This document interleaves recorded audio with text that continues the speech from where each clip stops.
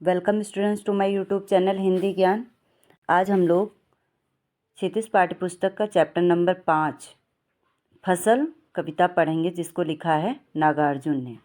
इस कविता का परिचय मैंने आपको पहले ही दे दिया था और थोड़ा सा बता देते हैं कि इसमें फसल के बारे में बताया गया है कि फसल जब एक हरी भरी फसल दिखाई देती है तो उसमें किन किन चीज़ों का योगदान होता है, तो उसी के बारे में है। एक के नहीं, दो के नहीं, ढेर सारी नदियों के पानी का जादू। एक के नहीं, दो के नहीं, लाख लाख कोटि कोटि हाथों के स्पर्श की गरिमा। एक की नहीं, दो की नहीं, हजार हजार खेतों की मिट्टी का गुणधर्म। शब्दों के अर्थ देख लेते हैं। नदियों के पानी का जादू तो जानते ही हैं, कोटि कोटि करोड़ों करोड़ों। स्पर्श की गरिमा, हाथों का जो छूना होता है, हाथों के द्वारा जो उनकी देखभाल की जाती है, स्पर्श की गरिमा यानी जो महत्व है। और मिट्टी का गुणधर्म यानी मिट्टी में अनेक गुण होते हैं। अगर मिट्टी उपजाऊ नहीं होती है तो फिर फसल नहीं होती है। फसल क्या है?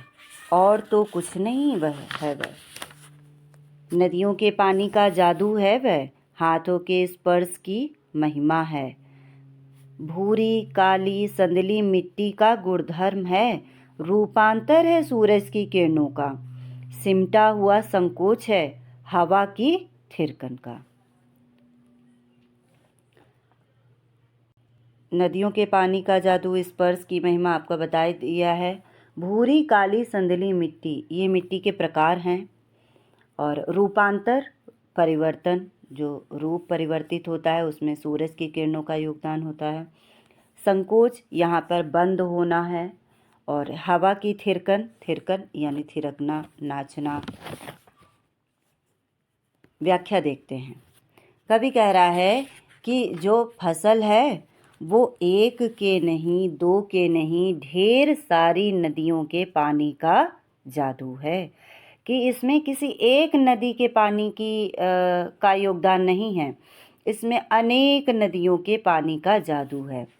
एक के नहीं, दो के नहीं, लाख लाख कोटि कोटि हाथों के स्पर्श की गरिमा है। यानी किसी एक हाथ के स्पर्श से ये फसल हरी भरी नहीं होती है, इसमें लाखों करोड़ों हाथों का स्पर्श होता है। उनके द्वारा फसल की सेवा की जाती है, तब जाके फसल लहलहाती है। एक की नहीं, दो की नहीं, हजार हजार खेतों की मिट्टी का गुणधर्म है। यानी कि क्या है, किसी एक खेत की मिट्टी का जो गुण है, जो क्वालिटी है, उसके द्वारा फसल की उपज नहीं होती है, बल्कि अनेक जो मिट्टी हैं, जो खेत हैं, उनकी जो उनमें गुण धर्म, जो क्वालिटी हैं, उनका जादू इस फसल में दिखाई देता है।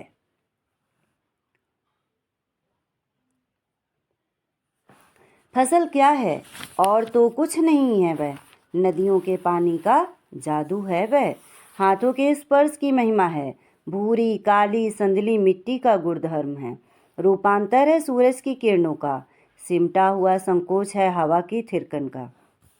कवि आगे कहता है कि फसल क्या है?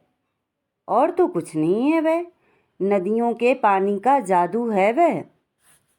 तो वह स्वयं उत्तर देते हुए कहता है, एक बार पहले तो वो क्वेश्चन करता है, फिर स्वयं उत्तर देता है कि ये जो फसल है वो और कुछ नहीं है, वो अनेक नदियों के पानी का जादू है, लोगों के हाथों के स्पर्श की महिमा है, स्पर्श का गौरव है। भूरी काली संदली, यानी संदली कैसी मिट्टी होती, चंदन के रंग वाली जो मिट्टी होती है, का सृजनात्मक गुणधर्म है। रूपांतर है सूरज की किरणों का, फसल सूर्य की किरणों का बदला हुआ रूप है।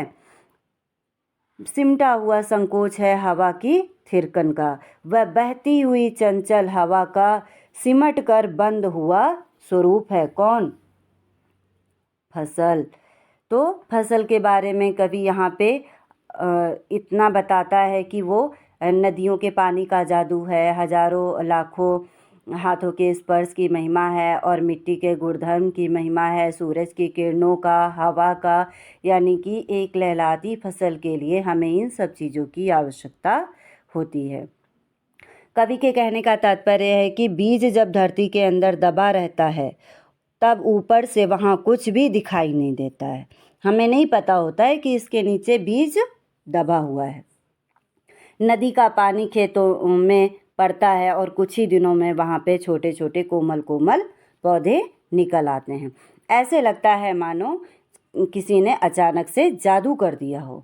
उस खाली ज़मीन को हरियाली में बदलने में अनेक लोगों के हाथों की स्पर्श का, परिश्रम का महत्वपूर्ण योगदान होता है। विभिन्न प्रकार की मिट्टी अपनी उर्वरा शक्ति के द्वारा उस बीज को अंकुरित कर उसका पालन पोषण करती है। सूर्य का प्रकाश भोजन प्राप्त करने में उसकी सहायता देता है। आपको पता ही है कि जो पेड़ पौधे होते हैं वो प्रकाश संश्लेषण की क्रिया से अपना भोजन प्राप्त करते हैं। बहती हुई हवा उसको बड़े होने में मदद करती है। इस प्रकार जब फसल बनकर तैयार हो जाती है तो उसमें जल का, लोगों के परिश्रम का, मिट्टी का, प्रकाश का, हवा का आदि सब का योगदान होता है। यहाँ कवि ने यह भाव प्रकट किया है कि प्रकृति और मनुष्य के परस्पर सहयोग से ही फसल का सृजन होता है। यानी कोई भी अगर निर्माण कार्य हमें करना है तो उसमें प्रकृति और मनुष्य दोनों का योगदान आवश्यक है।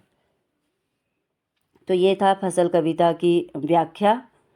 और आप लोग वीडियो को लाइक ज़रूर करिएगा, चैनल को सब्सक्राइब करिएगा और वीडियो को शेयर ज़रूर करिएगा। धन्यवाद।